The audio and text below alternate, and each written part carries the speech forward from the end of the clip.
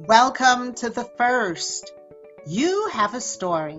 If you look back on your life, you've done things for the first time that no one in your family, in your town, in the country has done. This is Dr. Sandi. You have unknowingly paved the way for others without knowing it or even acknowledging it. This is where you tell your story so that those who come after you can walk in your footsteps to build their own firsts. Hey everybody, this is Dr. Sandi and my guest today is J.D. Barker. J.D. Barker stands as a trailblazer, as the first in his family and community to gain recognition for his remarkable achievements in both creative writing and the business side of publishing. Since his first book, he has skillfully used co-authoring to expand his opportunities, forging a path that others now aspire to follow. Celebrated not only for his captivating storytelling, but also for his innovative approach to bridging the creative and business worlds, JD has proven that writing can be both an art and a sustainable career. His greatest joys come from witnessing his stories resonate with audiences worldwide and collaborating with other amazing authors. Despite the challenges of constantly breaking new ground without a clear roadmap, JD embraces the balance between creativity and business, demonstrating adaptability, focus, and the ability to navigate uncertainties with grace and determination. You can connect to JD at jdbarker.com and at Instagram at jdbarker_author.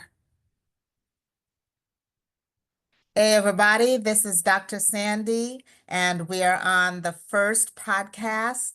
And my guest today is J.D. Barker. And J.D. is an acclaimed author. And I'm going to let you tell him, you're going to tell our audience, J.D., about yourself. So go ahead, please do. Oh, wow. Well, I'm a New York Times bestseller. I've been doing this. I just had my 10-year anniversary as a full-time author back in November. That, Congratulations. That's thank good. you. Yeah, that's flown by. I'm one of those people. I was an overnight success that was about 25 years in the making.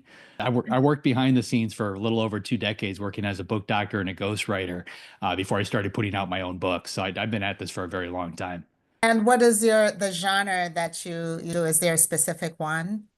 Primarily suspense thrillers. I love horror, so I bounce back and forth.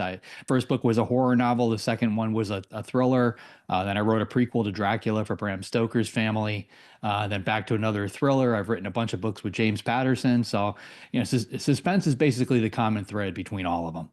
How did you get into that? How do you get into that genre? Horror is something that I've always loved. I've read it from, my earliest memories, and it's always been my favorite.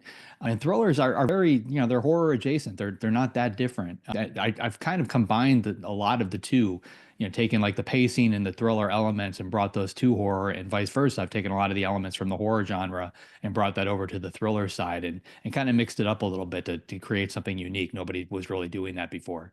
I don't know. I think horror and the thriller takes a very special kind of person to think of those things. When I read a horror book, which I don't love horror books, they're scary. Like my heart palpitates the entire time, and after a while, I'm just like, I'm just over this. I can't take the suspense. You know what? I mean, to be honest with you, I think that's why I kind of moved into those genres, because when I was a kid, I grew up reading at a really early age. We didn't have a TV in the house, so we were hitting the library from as early as I can remember. And by the time I got into kindergarten, I'd read all the Hardy Boys and Nancy Drews. Then I moved on to stuff like Charles Dickens and like all the classics. Dracula was the first book that I picked up that I considered to be like an adult title. My mom had an antique store, and we used to go to a lot of garage sales. And I remember going to a garage sale and I saw Dracula sitting on the top of a box of books. It was 25 cents, and I picked it up and I was like, there's no way my mom's going to let me buy this. I was like 8 years old at the time, but he let me, and I read it, and I got that same kind of reaction, what you just described. Like, it actually, it scared me. It brought out all these emotional reactions that I had never really felt before just reading a book. And I think that's what really grabbed me. Interesting. So one man's, adventure is another person's poison because I certainly, I'll tell you that the most memorable book I read was I don't know what you'd call it, was Flowers in the Attic. What Oh, yeah, okay. what genre do you call that? That would, I mean, I guess it's a thriller. I mean, it's a little older, but yeah, it's got some stuff in there that'll really creep you out. It did. And I read it when I was about 12-ish, maybe. Okay. I was coming off reading Harlequin romance novels Like 12? at 12, right? And it was only because at the library you could check out more than one. Oh, okay. That's how it started. I loved reading books and could check out more than one and I checked it out. They're fairly, I don't know, mundane. You already know how it's going to end, right? They're not going to Right. get a kiss till the last page. So it's very tame. But I used to read a lot of those. And then I saw, I think Flowers in the Attic just came out and they had it in the front of the library. And I thought it was about little kids being locked away. And I picked up the book and I brought it home and I started reading it. I'm like, this is horrible. But then I couldn't put it down because I wanted to know what happened to the kids. But my heart the whole time was just like do do do do do do do do do do do. You And know, for your listeners, we might want to tell them what it's about. So it's basically a woman whose husband dies, and they've got three kids, I think it was, yes, and she basically embarks on this new relationship, but her new husband doesn't really want a family. yes, Locks her kids in the attic of his ginormous house. I mean, he's very wealthy. His family is very yeah, wealthy, and she more or less pretends they don't exist for years, right? If I remember, it's been a while yeah. since I read this one, Oh, but they they grew grow up up. in this. Yeah, they grow up in this attic, isolated from everybody, and it is a very creepy story. But I think what really gets you is like it could like that it could happen in real life. Like you could turn on the TV and see that on the news one day. JD, it did happen. There's something similar that happened, and it was back in the 80s, right after I read this in the 70s, early 70s. But in the 80s, there was someone who locked their kids away. They were malnourished. They found them malnourished. They didn't get any sun, obviously. And it was about 4 or 5 kids that they just locked away in their house between the attic and the basement. Wow. And someone found them. I think they got a new housekeeper because the regular housekeeper would feed them and do stuff. And that housekeeper got sick and they got a new housekeeper. And she discovered these kids down, locked away. And I was like, oh my God, this is flowers in the basement. I don't know, in the basement or attic. But I just remember that. The Nancy Drew stuff I loved because those are pretty tame stuff, right? Yeah, yeah. It's I got a 7-year-old daughter now, and I've been buying up the entire set. I think I'm missing like three or four of those, a couple Hardy Boys I still need to get, yes. but I'm waiting for her to be old enough to read those. It's a good gateway book. Yes, it's a great way to say it. It's a good gateway book. And it gets you reading. It gets little kids, boys and girls, especially boys who don't read a lot, I find at that age. So I enjoyed that. But yeah, that's still of all times. And then they made movies out of Flowers of the Attic. And I'm looking at it like this, one eye. Well, I mean, some of the scariest books that I've read are sort of like that. The fact that it really could happen in real life. That's that part that creeps you out. It's like that frightens me more than reading, like Dracula, about a Yes, vampire. Like the odds of that happening are pretty slim. But very I true. yeah, I could see that one coming true. Mental gymnastics. It plays with your brain because you're like, this would really happen. I wonder if my neighbor has kids like in their attics or. But yeah, Dracula, you're like, oh, it's so far-fetched and I don't know. But yeah, I'm not a horror like Chucky. You know that movie Chucky where they stab? That to me is just funny. With Dracula, like I had to write the prequel to Dracula for Bram Stoker's family. They read my first book and then asked me if I wanted to write this. And I had access to all of Bram Stoker's original notes. And the reason I actually picked up the project and agreed to do it, there were two things that Dacre Stoker told me, who's Bram's great grandnephew. He said that when Bram Stoker originally wrote Dracula, he tried to sell it as a true story. He completely believed vampires were real. And when the book was published, the second thing that he told me is that they cut the first 120 pages of the book, basically everything that Bram had put in there to explain why vampires were real. If you're familiar with Dracula, it starts with Jonathan Harker on the train. That's really page 120 of the original manuscript. Oh, But Bram believed so much, like he actually started writing Dracula when he was 43. We went through his notes. We found notes going all the way back to when he was 16, basically researching this and putting it together. And he was so worried about vampires when he died, he had himself cremated at a time in history when nobody actually did that. Like he was worried about vampires coming to take his immortal soul. The only reason it didn't get published that way is because his editor pushed back. At the time, Jack the Ripper was active in London. People believed in vampires. They believed in the supernatural. Like that was, commonplace to them. They were worried about what would happen if they would put out a book like that and basically tell people vampires are real and explain why they're real. So the book that we wrote, it's called Dracul. It's a prequel to Dracula, but we basically explain where Dracula came from. It's like an origin story, and why Bram had to write about it. And the scariest part of the entire book is our author's note at the end, because we explain all the parts of the book that are actually true. And like the parts that you think are fake in the book are actually the true items that are in there. And like that's what really gets you, I think, when you read that one. how interesting. I mean, who knows what walks on this earth? It's not just No, I us, mean right? one of the things that we found in Bram's notes, he had extensive notes on vampires in general, and he had all the rules for vampires. Like that, I think that's how he actually titled it. But he found vampire legends and lore and cultures all around the world, and they existed in those cultures long before we all started to travel. So there were basically vampire legends all over the world Right. before we started getting into boats and comparing notes. So like his general thinking was, the basis of every, story, there's some type of truth. There's a little element of truth that kind of sparks it and gets it going. Which is even scarier that Yep. there's an element of truth.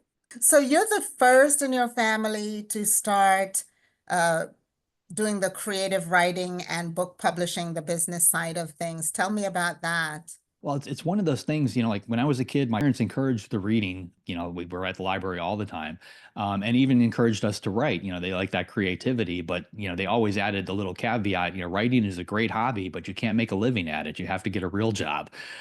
So like that was just drilled into my head. So I finished up high school. I went off to college. I got a degree in finance, another one in business, an IT degree. I got halfway through a psychology degree. Then I entered the corporate world. But I would come home and I would write at night. Like that was my, that's what kept me sane. That was, I did it for fun for years before I actually started getting paid for it. So it's one of those things, like I was 43 when I published that first book, and part of me says, well, I could have started doing that back in my 20s, but like I learned so much over those 20 some years. I don't know if it would have worked out quite as well if I'd started back then. I think I kind of needed to wait until I was 43 to really understand the craft and learn what I was doing before I got out there. How do you how do you prep yourself to just go home and write? I mean, that's a very difficult thing I find anyway, to find the time to write. Written one book with my business partner, and then I wrote another one, a chapter of another one with someone else. But I've been on my third, and I have all I did the outline, and it's actually written, but just all the factual things. And Mhm. it's taking me so long to go find the time to just sit and complete it. How do you wrap your head around just focusing on writing, especially after a long day of another kind of work? For me, like I did it to calm down. Like I hated the job that I had. My final job in the corporate world, I was a chief compliance officer for a brokerage firm, which is as horrible as it sounds. It's sort of like being I'm a internal familiar. affairs officer at a police department. Like nobody wants that job, but it pays really good, so I took Yes. it. But I would come home and in order to get my mind off of the job, I would write. I would kind of immerse myself in that world. Writing for me, it's something I have to do. Like if I go like a day without writing, I get all twitchy. Like like the stories just feel like they need to get out of me. So even when I was in the corporate world, I would find time to write during the day. I would sneak off at lunchtime. If I was standing in line at the grocery store, anywhere I could pound out a couple words, I'd take out my phone and I would work on there, and I would cut and paste it into the into my computer when I got home. You don't have to write a lot in order to knock out a book. If you can do 200 to 300 words a day, that's a novel within a year. You just have to be Mm. consistent with it. And I found that writing is very much like going to the gym. It's like exercising. The more you do it, the easier it gets. Like you kind of build that writer muscle. So if you write every day, it just becomes easier and easier to do. Versus the other way, I've got plenty of friends that try to write like on the weekends, whenever they can find time. And it turns out Right. they write like 2 or 3 days a month. And like that's tough, because Mm. there's so much time that goes by in between. You have to pick it up. You have to read what you wrote last time to try and figure out where you were. And, your voice as an author can change from start to finish because so much time goes by. It's just crazy as it sounds, it's easier and faster to just, write just a tiny little bit every day and just kind of chug away, just pick away at it. I'm gonna have to start taking that advice because you are right. It does change quite a bit after when I pick it up. I'm like, oh, maybe I should add this. I start changing like the whole thing every time I pick it up. So I probably will take your advice and start trying to do a little bit per day. So you're supported and celebrated by a lot of people. You obviously had a lot of support. Who are the people who supported you through this? Crazy lucky. I mean, it started with my wife because I was working this terrible job that I hated, but we were kind of stuck because my salary was I was making about $250,000 a year. So like I couldn't just walk away from that. We had a big house, we had cars, we had a boat, we had the monthly expenses associated with all that.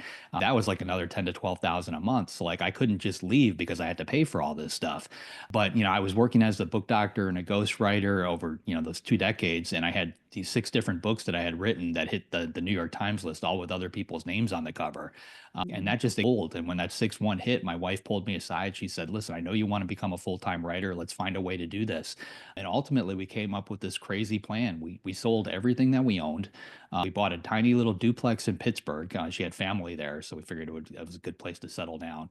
We rented out one side of the duplex and we lived in the other, and basically got our expenses down to next to nothing, and then sat down at the kitchen table with a bank statement and figured out what we had in savings. And she said, "Well, you've got about 18 months to make it as a writer before you're going to have to get another job. So go." And that was basically what it took. It was this huge leap of faith that I wouldn't have done without her support. Yeah, and that's a tough thing to do, to walk away from, the lifestyle that you've built and to downsize. Well, the thing is, you've probably heard it a million times that money doesn't buy happiness, and it's true. Like I had money. We Yes, had literally every physical possession you could possibly want. We either had or we could get if we, wanted to go out and pick it up. But that didn't make me happy. Like I would come home true. and I would write. Like that's what I wanted to do. And she, to her credit, she recognized that and was willing to go on that ride with me. Oh, that's a kudos to your wife. I don't know a Yeah. lot of wives who would do that. They're like, just go do what you want. Me either. And then with the first book, I got really lucky there again. Story I had to explain where the wife buys a journal, and I wrote that she walked into Needful Things, Stephen King's store from his book. Oh, Fully expected to have to change that, but ultimately he gave me permission to use it, which really I think helped launch my career because once word of that got out, that Stephen King was willing to take a chance on this unknown writer, that really sparked the sales on that first book, and that's what kicked off my career. how do you give back? I mean, you have all this knowledge and you've certainly, both in the business side and in the writing side, do you give back to young kids, to nonprofits? How do you do Yeah, I mean, that? all the above. I speak at a lot of schools, elementary all the way up to high school, just to kind of encourage that.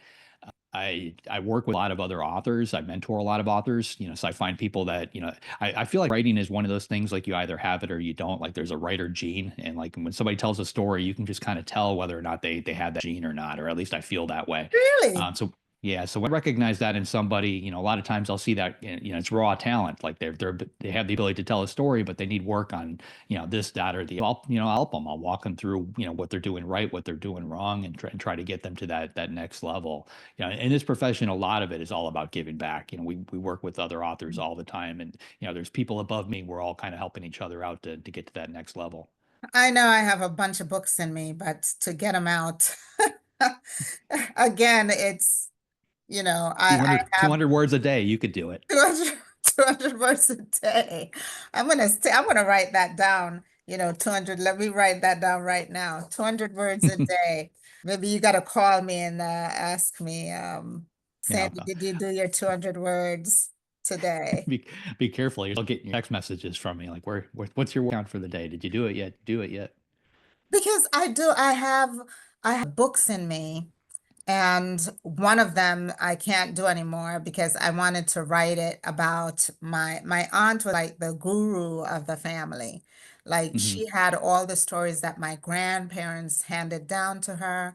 And I keep saying, I've got to write down these stories because there's no way I'm going to remember all of this. And I want to get it straight from her. And unfortunately, she passed away without Oh, my writing down those stories. And I still have some of them in my head, and between my brother and my sister and, my mom, I probably could piece it, but I just haven't found the time to sit to do it, right? And I thought about it a long time because, like, I just let that pass. Like, why would I not do that? And now I'm thinking about recording like my mom, getting yeah. and then kind of transposing it and doing different ways. Because I'm really busy. And so I'd have to sit with them late at night when they're ready to go to sleep, when they're older and ready to go to sleep. But no, that's a great idea, just doing like 200 words a day and, just getting it out of my head, or maybe I'll record 200 words a day. Yeah, I mean, there's a lot of ways to do that. One of the things I used to do back before I started writing fiction is I wrote a lot of memoirs for other people. So I would sit down and I would have to interview them, sometimes for a couple of days at a Huh. time. And I worked with a lot of politicians, a lot of sports figures, and like a lot of times it's like pulling teeth to get that first story out of them. But once they start talking, it flows. Pours Uh, out. I visit retirement communities and talk to some of the older folk because you'd be surprised what kind of stories some of History. these people have. It's the Yeah, it's history. it's it's crazy how many stories they have, and like if nobody asks, the stories vanish. Like if somebody's got to write them down. From a standpoint, if you want to actually do that, there's a device called Plaid. I think I've got it. PLAID. Yeah, so I don't know if we're on video now, but it looks like a Yeah, credit yeah. card. So this little thing actually has a recorder built into it, and it will sync with your phone, and it'll transcribe the entire conversation. So you just set this down, on the table when you're talking to Right. them, and it'll record it and put it all down on paper, transcribed for you, which makes it really easy to do what you were talking about. That is, this is worth talking to you. I'm It's it's definitely getting one as soon as it's one I'm of my done. favorite tools when it comes to this sort of thing because it gets it. I mean, it saves you hours and hours of time. Yes. Oh my goodness. No, thank you. So good to get all these tips from you. Maybe I too will be an best-selling author one day based on your tips. Maybe. You never know.